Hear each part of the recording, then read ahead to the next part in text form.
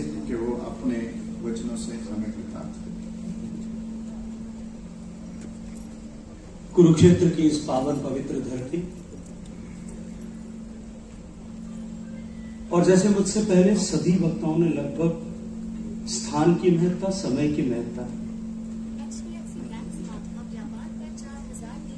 इरादों की नेक नियति और इनसे उपजे में सुखद सहयोग के बारे में चर्चा की, ऐसे महत्वपूर्ण कार्यक्रम में मंच पर उपस्थित देश भर में लाखों लोगों को दैनंदिन कार्यक्रम के माध्यम से उनमें संस्कारों का निर्माण करते हुए व्यष्टि के निर्माण से समष्टि का निर्माण, इस संकल्प के साथ में काम करने वाले संगठन के सम्माननीय सरकार्यवाह श्रद्धेय दत्ता जी, मंच पर उपस्थित जिनका दर्शन मात्र भी सौभाग्य कारक है, ऐसे हिंदू धर्म आचार्य महासभा के सम्माननीय संयोजक श्रद्धेय स्वामी परमात्मानंद जी, जिनके आमंत्रण पर हम सब लोग आज यहां एकत्रित आए। और मेरे लिए तो दत्ता जी आज आना मजबूरी हो गई, वरना मेरी जमानत जब्त होने वाली थी। पिछले 3-4 साल में श्रद्धेय गीता मनीष जी महाराज ने, श्रद्धेय ज्ञानानंद जी महाराज ने 3-4 अवसरों पर मुझे निमंत्रित किया। 2020 के प्रारंभ में वृंदावन में पहले कार्यक्रम में गया, उसके बाद से लेकर के किसी भी कार्यक्रम में संयोग ऐसा बना कि मैं उपस्थित नहीं हो पाया। तो अब की बार जब मुझे कहा गया कि अब की बार आपको कार्यक्रम में रहना है, तो मैं अपनी जमानत बचाने के लिए जो है कार्यक्रम श्रद्धेय गीता मनीष जी महाराज, मेरे मित्र, संसद के साथी, ऊर्जावान युवा श्री नवीन जिंदल जी, मंच पर उपस्थित आचार्य मनीष जी, और आज इस महत्वपूर्ण गरिमामयी कार्यक्रम में उपस्थित सभी सम्माननीय बंधु बहनें। गीता को लेकर के अनेक बातें की गई और एक ज्ञान के दृष्टांत भी अभी यहां दिए गए और आगे भी दिए जाएंगे। श्रद्धेय स्वामी जी का उद्बोधन होगा, आदरणीय दत्ता जी का मार्गदर्शन होगा। मुझे लगता है कि इस मंच पर बैठे हुए लोगों में मैं एकमात्र ऐसा व्यक्ति हूं जिसका ये न तो विषय था और न ही मुझे इस समय में कुछ ज्यादा बोलने की आवश्यकता है। लेकिन मैं इतना अवश्य कहूंगा कि भारत की ये जो संस्कृति और सभ्यता है, भारत की सनातन संस्कृति हजारों सालों से ये निरंतर गंगा की तरह प्रवाहमान है। सृष्टि की सबसे पुरानी सभ्यता, संस्कृति, ऐसा विश्व अब निर्विवाद रूप से इस बात को स्वीकार करने लगे। और जब हम जिस जगह पर बैठे हैं, इस जगह की महत्ता महाभारत के युद्ध से साथ तो है ही, लेकिन जो डिस्कोर्स एक भारत के लिए बनाया गया था कि भारत में सभ्यता कहीं बाहर से विकसित होकर के आए, उन्होंने यहाँ सभ्यताओं का जो है विकास किया। अब यहाँ जिस तरह के अनुसंधान हुए, राखीगढ़ी में और सनौली में जिस तरह से अवशेष मिले, उसके बाद में ये सिद्ध हो गया कि डिस्कोर्स झूठा भारत के ऊपर थोपा गया था और अब सब कुछ जो है भारत की सभ्यता और संस्कृति जो है वो सनातन थी, वो आदि थी और वो सबसे पुरातन भी थी। लेकिन उसके बाद में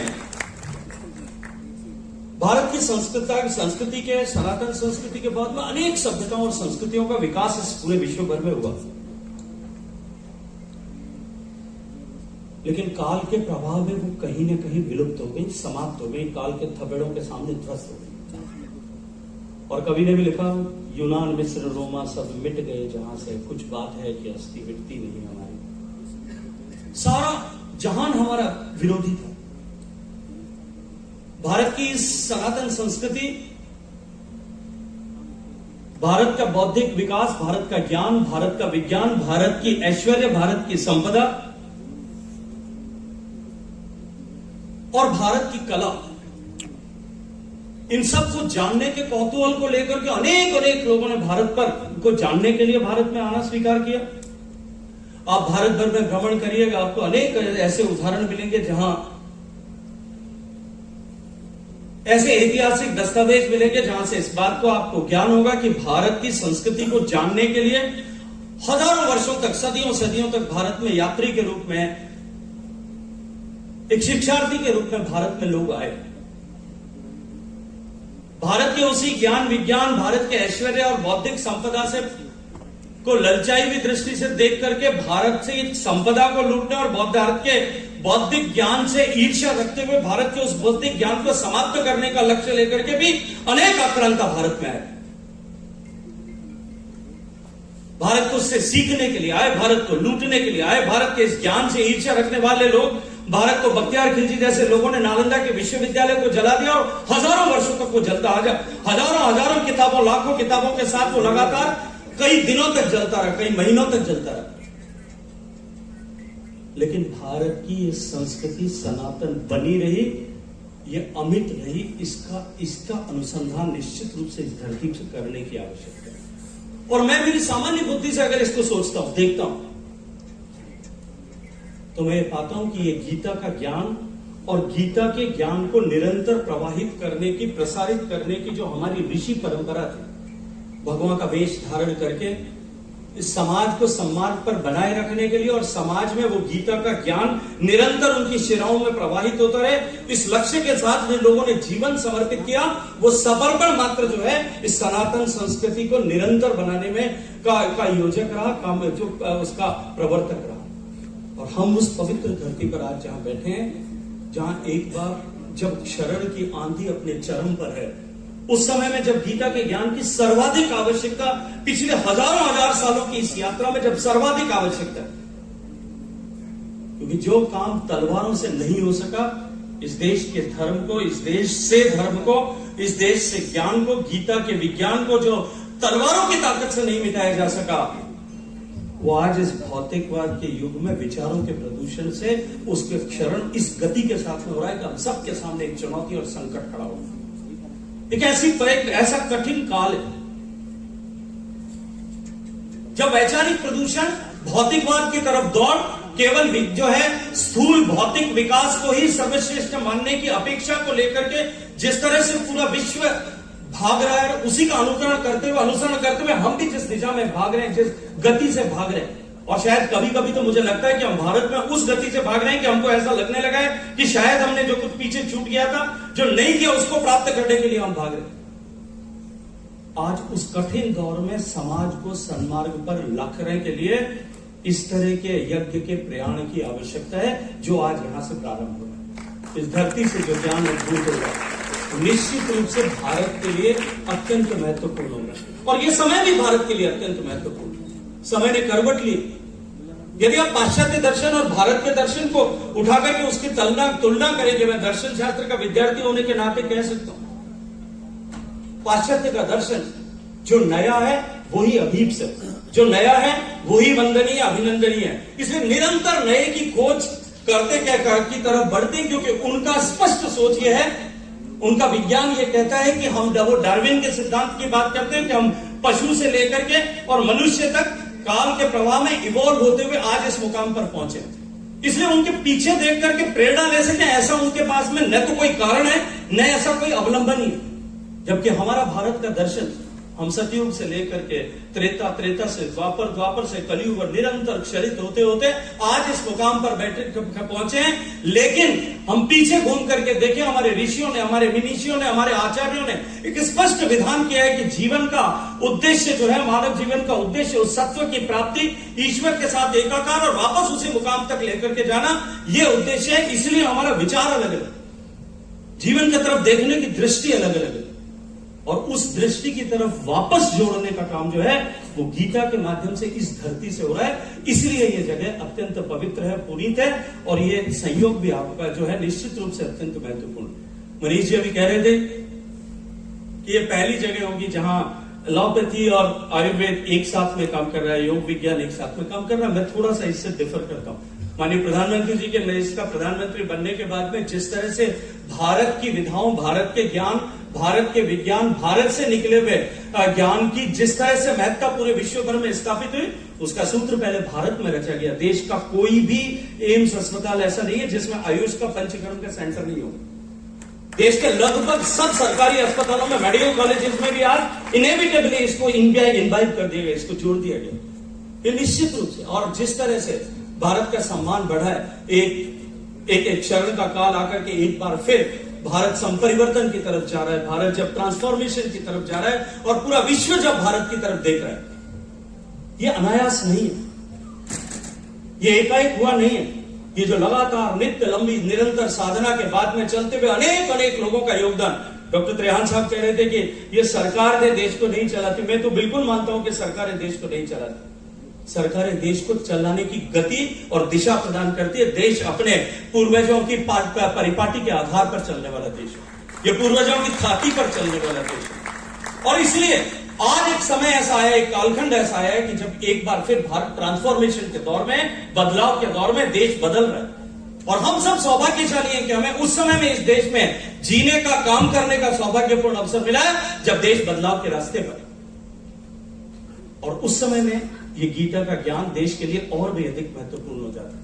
गीता कहा गया जीवन पद्धति है, गीता जीवन जीने का सिद्धांत देती है। निश्चित रूप से दुनिया भर के अनेक वैज्ञानिकों ने लिखा। महात्मा गांधी ने लिखा, जब महात्मा गांधी ने अपनी पुस्तक लिख रहे थे, उस पुस्तक में उन्होंने लिखा कि जब कभी भी मैं नैराश्य के अंधेरे में डूबता हूं, जब कभी भी मुझे चारों तरफ अंधकार दिखाई देता है, जब कभी भी मैं अपने आप को पराजित महसूस करता हूं और मुझे कोई मार्ग नहीं सूझता, मैं गीता को खोल करके उसके श्लोकों को एक साथ नहीं टुकड़ों में उठा करके, एक यहां एक वहां उठा करके जब मैं पढ़ता हूं, एक नई ज्योति मेरे मस्तिष्क में प्रदीप्त होती है और मेरा सारा अंधकार छट जाता है।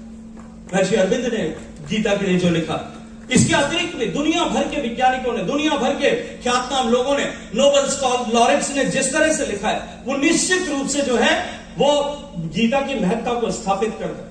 और गीता में जिस तरह से व्यक्ति के कर्म, व्यक्ति के स्वभाव, व्यक्ति के जीवन, व्यक्ति के आचार व्यवहार, इन सब के ऊपर जिस यथार्थ के साथ में व्याख्या की, हमारे समाज में जिस तरह का जो है धर्म का समावेश था, जिस तरह से जाति का निवेश, जिस तरह विनिवेश जिस तरह से किया गया, तो उसकी जिस तरह से व्याख्या की, क्षत्रिय की व्याख्या करते हुए, क्षत्रिय के गुणों की व्याख्या करते हुए भगवान श्री कृष्ण कहते हैं शौर्यम तेजो धृतिर्दाक्षम युद्धे चाप्य पलायनम दानम ईश्वर भावस्य क्षत्रिय कर्म स्वभावजम। क्षत्रिय की सारी व्याख्या, क्या गुण उसमें होने चाहिए। ब्राह्मण को परिभाषित करते हुए भगवान श्री कृष्ण गीता के माध्यम से कहते हैं कि शमो दमस्तवय शौचम शांति राजमेव च ज्ञानम विज्ञानम अस्तित्वम ब्रह्म कर्म स्वभावजम। ब्राह्मण के व्याख्या, पूरे समाज के हर व्यक्ति की व्याख्या, उसका जीवन किस तरह से हो, इसकी व्याख्या गीता के माध्यम से की। वो शायद आज भी कालजयी है, और कालजयी होने के साथ साथ में, समय से निरपेक्ष होने के साथ में सार्वभौमिक भी है, सर्वस्पर्शी भी है। और इसलिए जब आज भारत संपरिवर्तन के दौर से गुजर रहा है, तब वो हमारे लिए और भी अधिक महत्वपूर्ण हो गए। हम सब गीता के साथ में जुड़े, गीता के साथ में जुटे, गीता के साथ में जीवन, गीतामयी जीवन जीना प्रारंभ करें, गीता हमारे जीवन में उतरे। और उसके लिए आवश्यक है कि केवल किताब पढ़ने से गीता जीवन में नहीं उतर सकती। गीता को हमारे जीवन के हर एक पल और क्षण के साथ में जोड़ने की आवश्यकता है, और वो जोड़ने का काम जो है, वो सूत्र आज यहां से प्रारंभ होता हुआ मुझे दिखाई देता है। मैं आज जो ये वेलनेस सेंटर खुला है, जो आज हेल्थ केयर सेंटर खुला है, उस सब के लिए अत्यंत शुभकामनाएं देते हुए कि वो सफल हो, और जो है आने वाले समय में ये गीता का ज्ञान हमें विश्व के कल्याण की ओर प्रेरित करे। देखिए, अभी एक नोबेल लॉरेट ने दत्ता जी वैसे एक आर्टिकल लिखा, उस आर्टिकल को मैंने पहले भी एक दिन एक भाषण में कोट किया। उसने लिखा कि दुनिया का कोई भी देश वो विश्व की महाशक्ति बनने के लिए उसको जिन चीजों की आवश्यकता, वो पहला आर्थिक ताकत, और आर्थिक रूप से उस देश को संपन्न होना पड़ेगा। लेकिन उसने आगे लिखा, केवल आर्थिक दृष्टि से संपन्न होकर के कि पर कैपिटा इनकम बढ़ जाए, पर कैपिटा जीडीपी बढ़ जाए, उससे कोई देश महाशक्ति नहीं हो सकता। उन्होंने बहुत सारे उदाहरण दिए, मैं विस्तार में नहीं जाना चाहता। उन्होंने कहा दूसरी जो ताकत है वो उसकी मिलिट्री प्रोवेंस है, उसकी जो है सामरिक शक्ति, और सामरिक शक्ति को सृजन करके कोई देश जो है वो ताकतवर तो बन सकता है, लेकिन महाशक्ति नहीं बन सकता। उन्होंने उदाहरण दिए उसके, इजराइल से लेकर के अनेक देशों के, कि वो जो है सामरिक शक्ति तो उन्होंने पैदा कर ली, लेकिन वो विश्व में जो है वो सर्वशक्तिमान देश नहीं बन सकता। तीसरा उन्होंने रखा कि उसके लिए जो आवश्यकता है वो टेक्नोलॉजिकल पावर की है, क्योंकि तकनीकी का युग है। लेकिन केवल टेक्नोलॉजी की ताकत से, या इन दोनों को साथ में जोड़ करके टेक्नोलॉजी की ताकत से, आज दुनिया में टेक्नोलॉजी में सबसे बड़ी महारत अगर किसी के पास में है, चाहे ताइवान के पास में है, जो प्रोडक्टिविटी सबसे ज्यादा उनके पास में है, जापान के पास में, लेकिन वो महाशक्ति नहीं बन सकती। उन्होंने कहा कि भारत इन तीनों विषयों में एक साथ आगे बढ़े। लेकिन उससे आगे जो उन्होंने कहा वो मेरे लिए, और इस स्थान पर कहना मेरे लिए और अधिक महत्वपूर्ण है। उन्होंने कहा कि जो सुपर पावर और श्रद्धा अगर किसी से प्राप्त हो सकती है, वो कल्चरल प्रावस से हो सकती है, वो सांस्कृतिक ताकत से हो सकती है, और उस ताकत के आधार पर इन तीनों पेडेस्टल पर खड़े होकर के सांस्कृतिक शक्ति के आधार पर हम विश्व के मार्गदर्शक बनेंगे, विश्व के गुरु बनेंगे। उस दिशा में हम प्रयाण कर रहे हैं, और ये जो बीज रूपी केंद्र है, ये केंद्र निश्चित रूप से इसमें एक महत्वपूर्ण भूमिका अपनी का अनुवर्तन करेंगे। इस अपेक्षा के साथ में सम्मानीय ज्ञानानंद जी महाराज के श्री चरणों में प्रणाम करते हुए आप सबके आशीर्वाद के आकांक्षी हूं। भारत माता की जय।